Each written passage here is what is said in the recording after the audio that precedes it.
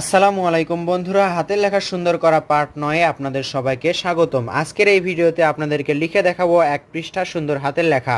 লেখার জন্য দেখতে পাচ্ছেন একটি সাধারণ খাতা এবং এখানে দেখতে পাচ্ছেন ম্যাটাডোর হাই স্কুল কলম। খাতায় লিখতে হলে আমাদের অবশ্যই খাতায় মার্জিন করে নিতে হবে।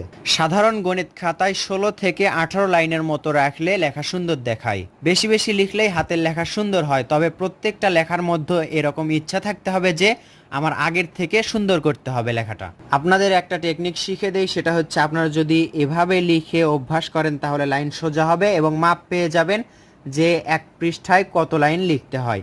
দেখুন এখানে সেন্টিমিটারে হিসাব করছি আমি, 0 সেন্টিমিটারে ধরে 1 2 3 4 5 6 এভাবে সেন্টিমিটারে শুধু দাগ দিয়ে রাখলাম। মূলত একটি লাইন থেকে নিচের আরেকটি লাইনের দূরত্ব হবে এতটুকু। এই লাইনগুলো আমরা এখন অলেখা কলম বা পেন্সিল দিয়ে টেনে নিব। দাগগুলো দেখতে এরকম হবে। এভাবে আপনারা পুরো পৃষ্ঠা টেনে নেবেন যে কয় লাইন হয়।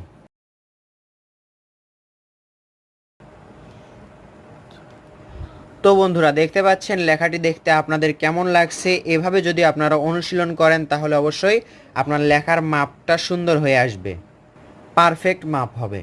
এভাবেই বেশ কিছুদিন অনুশীলন করুন, দেখবেন আপনার হাতের লেখার ইমপ্রুভ হচ্ছে। একটা কথা মনে রাখবেন, সেটা হচ্ছে লেখা শেখার সময় সুন্দর করার দিকে মনোযোগ দিবেন, কিন্তু দ্রুত করার দিকে মনোযোগ দিবেন না। প্রথমেই লেখা সুন্দর হয়ে যাওয়ার পর তারপর দ্রুতকে প্রাধান্য দিতে হবে।